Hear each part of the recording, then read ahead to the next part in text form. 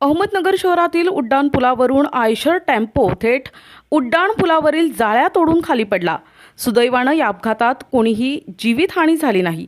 मात्र अत्यंत रहदारीच्या रोडवर असलेल्या नगर सोलापूर चौकातच हा अपघात झालाय। याआधीही अनेक वेळा दुचाकी आणि चारचाकी या उड्डाणपुलावरून खाली पडल्या आहेत।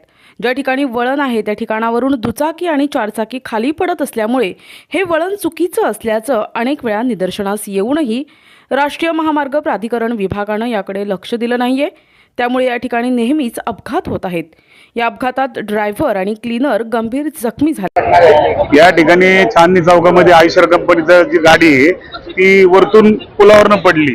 याही पूर्वी 2-3 अपघात झालेले आहेत। मोटरसायकलवाले पडून मृत्युमुखी झालेले आहेत। तर या पुलाची रचना अत्यंत चुकीची आहे आणि दिवसा ज्या पद्धतीने जड वाहनं शहरात बंदी आहे, ट्रॅफिक पोलिसांनी याच्यावर खरं तर कंट्रोल केला पाहिजे होतं की इथं वाहनं गावात आणले नव्हते पाहिजे।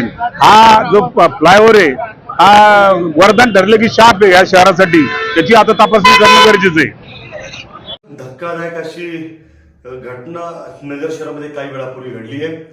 बहुचर्चित उड्डाण पूल त्याच्यावरून एक आयशरचा जो मोठा ट्रक आहे तो त्या ठिकाणी कोसळून वरतून खाली पडला आणि बातमी अशी समोर आली, माहिती येते समोर की त्या ठिकाणी एकाचा जीव गेल्याची शक्यता आहे आणि काही लोक गंभीर देखील त्या ठिकाणी आहेत।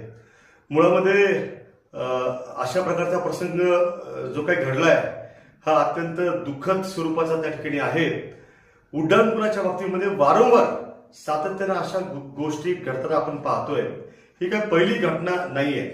यापूर्वी सुद्धा उड्डाणपुलाचा काही मलबा जो आहे तो वरतून कोसळला होता आणि त्यावेळेला एक व्यक्ती चारचाकीमध्ये जाणारा त्या ठिकाणी अपघातग्रस्त झाला।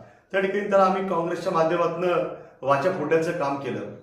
एवढंच नाही तर याच्यापूर्वी देखील काही तरुणांच्या बाबतीमध्ये, एका वकिलाच्या बाबतीमध्ये अशाच प्रकारची दुर्दैवी घटना त्या ठिकाणी झालेली आहे। यातनं एक गोष्ट निश्चित समोर येते की अत्यंत सदोष असा उड्डाण पूल त्या ठिकाणी बांधण्यात आलेला आहे। केवळ राजकीय श्रेय घ्यायचं म्हणून उड्डाण पूल पूर्ण त्या ठिकाणी अतिजलद गतीने सदोष अशा पद्धतीनं त्या ठिकाणी करण्याचं काम त्या ठिकाणी निवडणुका डोळ्यासमोर ठेवून केलं गेलं आणि या माध्यमातून आज ज्या काही अशा त्या ठिकाणी जीव जाण्याच्या गोष्टी घडतायत या हृदय पिळवटून टाकणाऱ्या आहेत। मला या निमित्तानं या शहराचे विद्यमान आमदार संग्राम जगताप आणि माजी खासदार सुजय विखे जे सातत्यानं याचं श्रेय त्या ठिकाणी घेण्यासाठी पुढे येत होते त्यांना तमाम नगरकरांच्या वतीनं आणि ज्यांचे प्राण या ठिकाणी गेले त्यांच्या वतीनं सवाल जाहीररित्या विचारायचा आहे की केवळ राजकीय अट्टाहास पूर्ण करण्यासाठी आणि श्रेय घेण्यासाठी हे जे काही तुम्ही असं काम त्या ठिकाणी करून घेतलेलं आहे ना, हे अत्यंत चुकीचं या शहरात झालेलं आहे। त्याच्यामुळे ह्या अशा ज्या घटना घडतात या घटनांना जबाबदार कोण? जे अधिकारी, जे ठेकेदार यांनी हे सगळं काम केलंय ते सुद्धा याच्यामध्ये दोषी आहेत।